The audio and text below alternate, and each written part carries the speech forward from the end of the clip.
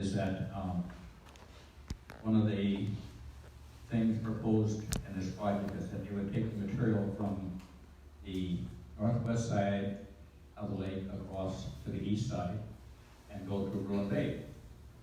And they would use a vessel to take the materials across.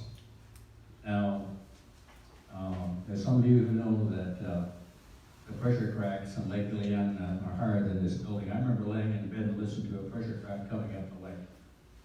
And sometimes that pressure crack reached as high as 16 feet when the ice came together and a pressure crack took place. And I don't want to see a vessel on the waters of Lake Leon when a pressure crack is coming across with materials in it. I don't want to see anything put in Lake Leon over fine like it is. So, if the permitting process started, and that's one of the things that's happening, I think I would have to say no. Thank you for your time.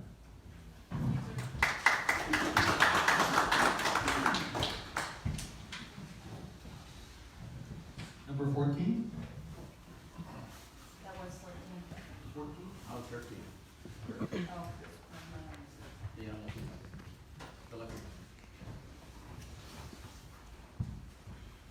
Hello, my name is Russell Phelps, RUSSCOL, work for BB&C as the Natural Resources Manager. Born in Bristol Bay, raised in Naknek. Actually, I was born in Dillingham, unfortunately. And raised in Naknek. Talking to my opponent coach there. What a fun. I started fishing in 1979. I was 9 years old. I was supposed to get paid $1,000 from my uncle, but he shorted me. He paid me $500. I still thought I was rich. I did stop fishing for a little while in 1990s because the fishery took a downturn and the prices were real low, so I started working construction. I picked it back up in 2005 when my dad retired, and we had quite a few sediment sites that we fished, and just recently bought a drift from a lifetime resident here that's in the crowd. I'd like to say that I personally opposed the mine, and I'd ask that I'd urge you to select a no action alternative.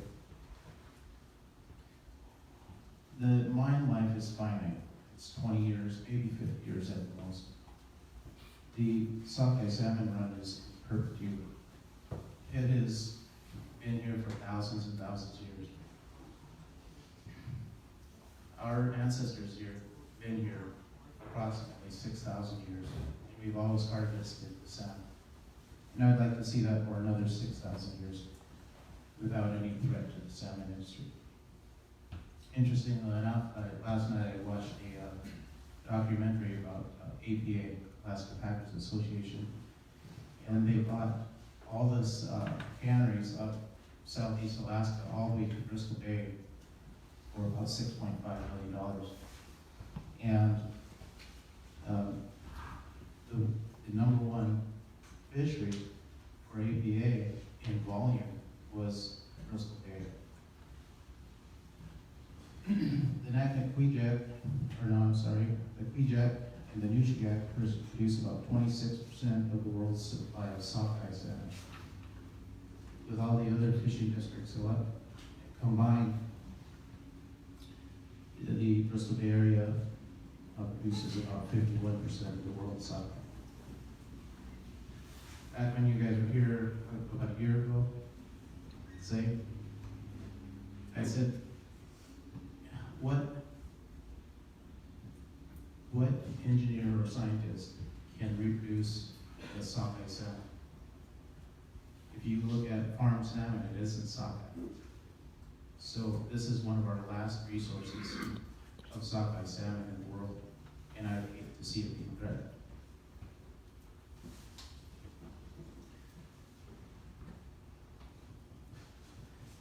I also know that this is an opportune time for the administration, our national administration and our state administration to push this line through, because it is in favor, and I understand that the state of Alaska is in dire need of money, but I don't think that this mine here is the resource that we should be having.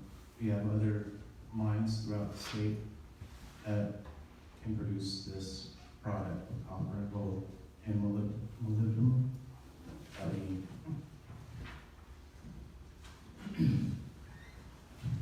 I also am concerned about the large tailing breach of the dam. We've seen Mount Holly has been spoken of before. I'd also like to suggest that the draft lists include, which it has failed to, geotechnical data, seismic analysis, and terrain engineering for the tailings dams, a detailed reclamation plan, a description of financial assurances for bonding, a health impact assessment, testing of the water treatment system as recommended by AECOM, state permit applications to inform the more technical aspects of the proposal, a Clean Water Act 404B1 guideline analysis, 404B1, Bravo 1. A public interest review. The board may only issue a full permit if the proposed project is not contrary to the public interest. I think the court needs to take into consideration that a majority of the public in the Bristol Bay oppose the mine, and I think that should be noted.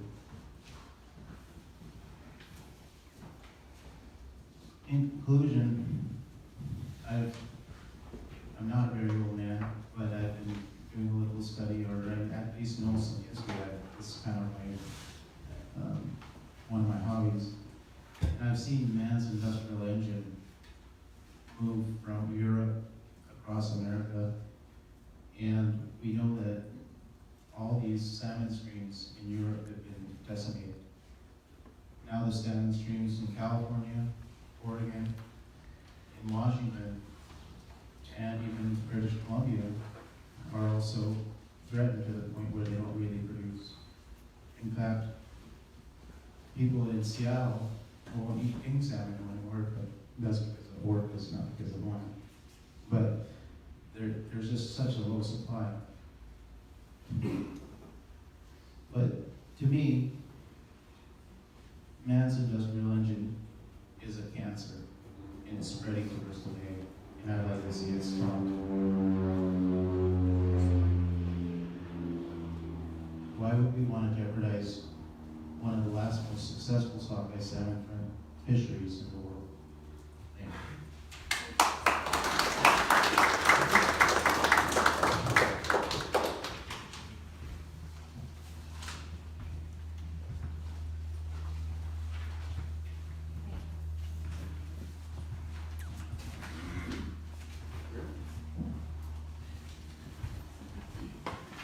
My name is Pete Caruso, C-A-R-U-S-O. Thank you for coming to our community, giving us an opportunity to speak. I've been here going on 41 years. I'm retired, but I've been invested in the commercial fishing industry since 1979. I've been a part of it to present. Like so many others in this room, we depend on it for our livelihood. We are subsistence users, a lot of us. In my off time in the winter time, I'm a full-time trapper. So I get to be a part of Mother Nature and see how things are going out there. We're a custodian of Mother Nature, don't overtrap, take care of things. I don't know if you've been to Igiugig, but if you haven't, my in-laws, Sonny Wilson, me and my brother-in-law, live up there. And if you want to taste the best tasting water in the world, have one of the people up there take you down to the river. Right out of the river, you can drink the water. Crystal clear, cold. It's got an unusual taste to it, in my opinion. It's very good. And I hate to see that ruined. So if you do go up there, go down there, take a drink. And 20 years from now, go back up there and take a drink to see what it's like if the Pebble line goes through. Commercial fishing is a big part of our community. We get a raw fish tax here from this salmon. It's 3%, and last year it equated, I think it was $3.7 million of raw fish tax we took in from all the harvested processed salmon. Now, to put that in perspective a little bit, if we didn't have the raw fish tax, we would have to do away with something. For example, we wouldn't have a police department, fire department, parks and rec, library, and a swimming pool. And I'm not saying that's what we're cutting, I'm just putting things in perspective here. So that's what this salmon means to this community. The smartest scientists in the world make assumptions or forecasts. They never say it's going to happen on this date. Mr. Russell made a good point of volcanoes. No one can tell what a volcano is going to do, what it's going to devastate, or how it's going to devastate the area. For Pebble to come out and say that it's going to be the safest mine in the world and nothing's going to happen, they can't predict what Mother Nature is going to do. In essence, I think they're telling us a lie and they're lying to themselves. And I think what's motivating this are two things: money and greed. Thank you.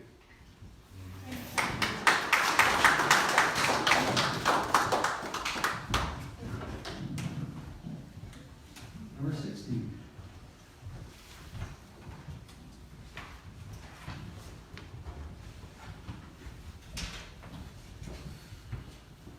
Hello, my name is Constantine Johnson. I lived in Bristol Bay my whole life, and I'm a commercial fisherman, subsistence fisherman, and hunter. I'd like to go on record opposing the mine project. I do not think that the draft environmental impact statement does a good job of outlining and explaining what the potential impacts would be on our way of life in our region. Also, the DEIS does not explain in any detail what the impacts will be if a major tailings failure occurs. Our lands and waters will be impacted now and for generations to come.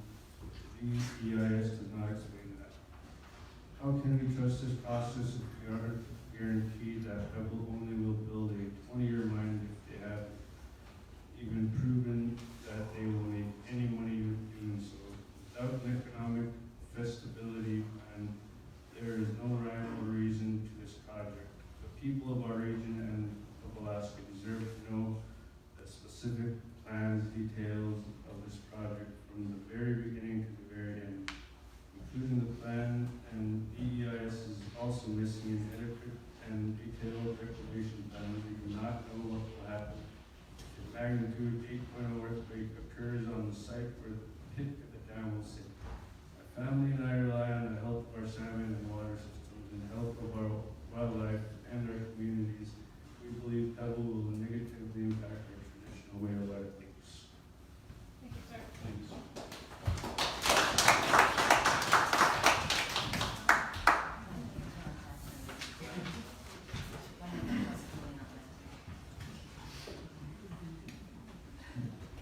Number 17.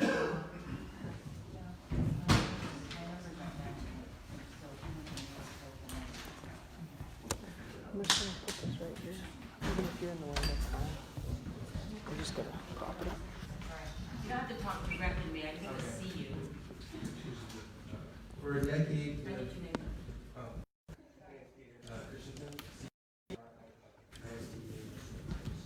for a decade, we have Crystal Bay from local mine. Growing up, we're 136 miles from here. Fishing has been a part of my life. Generations of families and others in the region have relied on salmon commercially and personal systems. Families all over Bristol Bay have done the same and taught their subsistence traditions to younger generations. This knowledge has been passed down for hundreds of years, includes living off the land and sea. caught in our waters are known best in the world. Once the projected mine is started, the animal pollute the earth and water. Water pollution will have a drastic impact on everything, threatening our salmon, this indistinctly the same. And, Same as,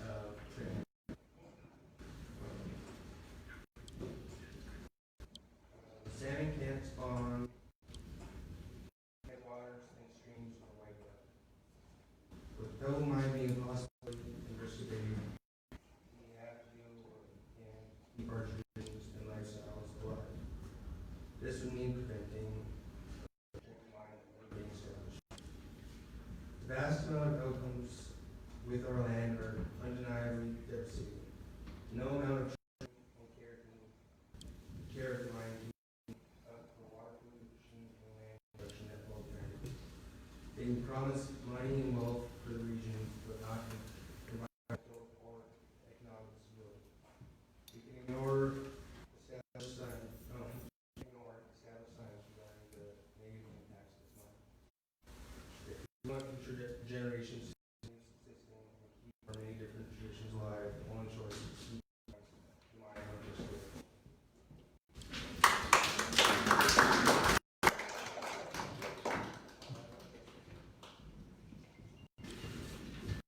Number 18.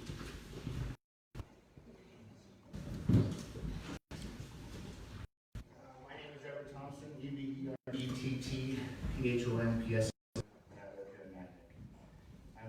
I'm happy to say that I am defined by and live by two things, and that's my family and our salmon. The decisions you make for our region will affect those things for generations to come. What will the future look like for my offspring and theirs? Will our salmon and other renewable resources still support those that still want to live here for a few more millennia? Or will water degradation make it more difficult to subsist? In the short time I've been able to look over the draft EIS, I see a lot of language like not expected to or unlikely to many of our concerns. And I see a small Dalings Town failure scenario rather than the worst that could happen. I see a small mine impact and not an expanded mine impact or the impact other mines and development can have. I see a short-sighted socioeconomic analysis rather than a long-term analysis when the mine closes and it goes from a boom to bust economy. We have a sustainable and renewable economy right now. I also see a water treatment plant that hasn't been tested and shouldn't be trusted to work in perpetuity, as we've seen one recently at Gold King Mine stop working in severe winter weather conditions. There's less water flowing in our creeks and rivers at times.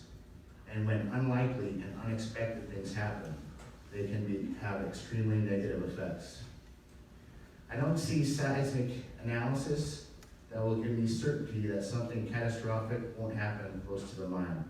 I don't see a reclamation plan that I trust, knowing many mines change ownership and end in bankruptcy and Superfund sites. I see a polished, rushed report that favors development of Pebble. I see the comment period being too short, along with many others, including Senator Murkowski and Sullivan.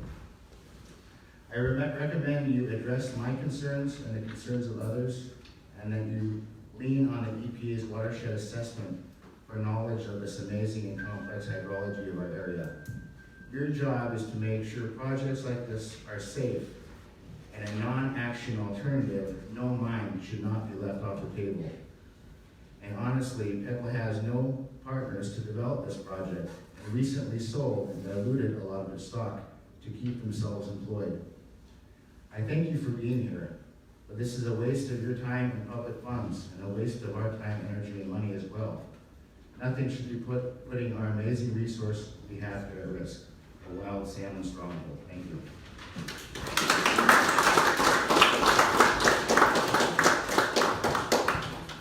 Quick reminder, cell phones, if you can keep an eye on them and turn them off.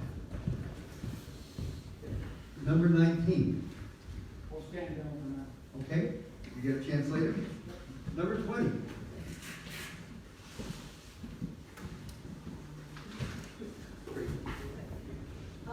Lori Cockrell. I was gonna stand down too. But why? You know, there's a lot of people that have scientific studies. You guys are doing your studies. But part of the fishing is not just last season, but all the years of sailboat stories. My grandpa, my great-grandpa, all part of the fishing is just hearing all those great stories. And we want to pass those stories on another 6 generations. I've got 5 generations with my grandkids. And yes, there's resources, but to go for another resource for our resource, you cannot eat minerals. But we do eat salmon. And it's not just us. Yes, we do catch the salmon, but it's worldwide people that eat our salmon. It's not just us. I got to spend 10 years over on the East Coast, and I got to know this chef, and he would try to sell farm salmon at the restaurants. And he'd say, yeah, we have salmon, but the people on the East Coast said, well, is it Alaska salmon? Right now, FDA just approved frankenfish. So, to produce frankenfish for our salmon, please don't. You know, really take this in consideration. A lot of scientific study, a lot of downright hearted people that's done their paperwork. I'm just a fisherman, I just go and check my net. But by golly, that stuff is good. And it's healthy. We don't want to eat frankenfish or the farm salmon. And, you know, GMO food is already being stuffed down our throats. We don't even know what we're eating nowadays, but we do know what we're eating here in the salmon. Thank you.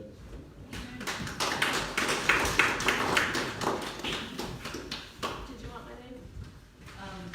Lori Cockrell. Yeah.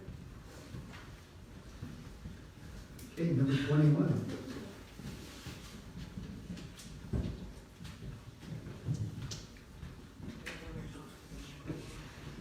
Project. I haven't written things, but I want to just say that I support the no action alternative, and I support extending the comment period because it's a lot of information for people to look through and try to understand and make comments on. Oh, and my name is Maureen Knudsen.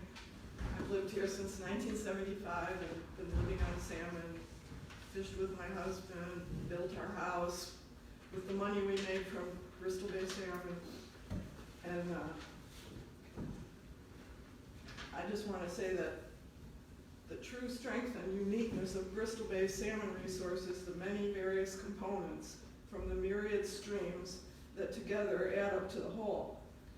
And this is an analogy from like the University of Washington fisheries scientists. They've been studying our fishery for 40 plus years, and they say it's like a stock portfolio. You have all these different components, and when one is doing well, then maybe some other ones are not doing so well, but all together they add up to a sustainable, you know, profitable portfolio. And that's what our salmon run is. And you can't start taking out parts of it here and there and expect it to stay strong and healthy like it is right now. And so this is why we can't start digging up any of our salmon streams, no matter how little they are. We need them all because it's a renewable resource, and we can't risk that for something that's like, it's not sustainable, like a Pebble mine. So that's all I have to say. Thank you, ma'am.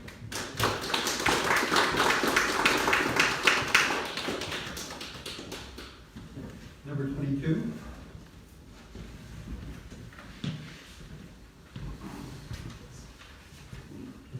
There's a big picture. Good afternoon. My name is Lindsay Leyland, Lindsay, Layland. I believe that the only acceptable outcome for Pebble's 404 Clean Water Act permit application is the no action alternative. The DEIS has revealed that Pebble has not submitted enough adequate information to properly evaluate the potential impacts that this mine and the related infrastructure development will make on our lands, waters, and the traditional way of life in Southwest Alaska. After initial review, which I admit I haven't been able to look through because it's 3,000 pages long with appendices, DEIS is lacking, this is according to scientists who my organization is hired to look through because it's so intensive, is lacking major components, including an economic feasibility. The DEIS is lacking major components, including an economic feasibility study, up-to-date seismicity information, a major tailings dam failure scenario, and detailed descriptions of the approach, costs, timeline, and logistics of a comprehensive reclamation plan. Pebble is either lying to its shareholders and the Army Corps, or it's lying to the people of Bristol Bay about its plans for this project. They're saying they'll only build a 20-year mine, but they're putting forward plans that are more realistic for a 78-year mine. They're saying that they're going to backfill the pit with the ore, with the tailings, with the toxic waste that comes out of it. If that happens, they won't make any money. What they're trying to do is submit an application for a permit, get their foot in the door, and then request an extension because it's the only way they'll make money. They don't have an economic feasibility study. They don't have a health and human impact study. They haven't proven that they will make money with this plan. In the past 5 years alone, we've seen 3 major tailings dam failures, one happening just a couple of weeks ago in Brazil, killing hundreds of people and destroying entire landscapes and waterways. I'm not sure why that scenario isn't included in the draft environmental impact statement. I know it's a low probability that it will happen, but the impacts are huge. I don't understand how it's adequate for this report not to include such a critical element. So my question is, what will happen if a major tailings dam failure occurs at Pebble? What will happen? We don't know because they haven't shown it. The people of this region, the people whose communities are near the mine site, local hunters and fishermen, and the Bristol Bay commercial fishing fleet, and all Alaskans and regional stakeholders deserve to know the potential scenarios of such a catastrophic failure. I'm also confused and frustrated as to why the Army Corps and the Pebble Partnership haven't found it relevant or necessary to translate essential DEIS documents into Yupik, Alupik, and Dena'ina, the indigenous languages of the region. This did happen at Donlin, and I know that Donlin and Nova Gold were behind that, but it seems like a pretty valuable piece for the people of this region to be able to understand these documents in their own languages. I feel like it's a major disservice to the people of this region, including Western Bristol Bay, the Nushagak, the Alaska Peninsula, and the Iliamna and Lake Clark regions, not to include that information. As some of you know in the room, I work for a tribal government consortium, and we constantly have people, stakeholders, members who ask us what is going on with Pebble.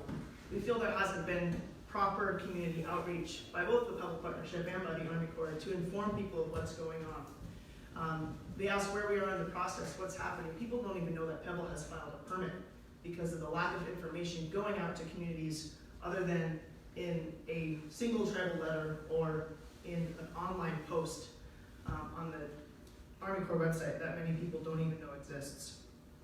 I'd also like to comment on the 90-day comment period. I did some quick maths over there, and there's a over 1,600-page draft environmental impact statement with over 1,500 pages of appendices. If I were to read 35 pages a day, I would finish reviewing, looking through it by the 90-day comment period.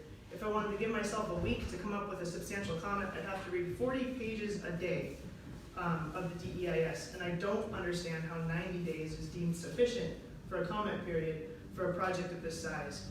I also know that the Army Corps is required to take into consideration the scope and the complexity of a project to determine the comment period length. This is the largest open pit mine with massive infrastructure and a massive megawatt power plant to be located at one of the most sensitive environmental ecosystems on the planet. And we're given 90 days to comment on it. I think that's pretty absurd. So again, I think the no action alternative is the only appropriate outcome for this permit application. Thank you for your time. Thank you, ma'am.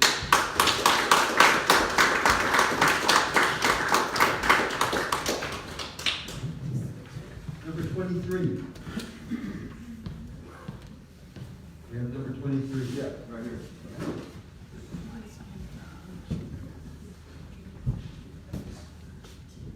My name is John Jack, nicknamed Jack Mardesis, M-A-R-D-E-S-I-C-H.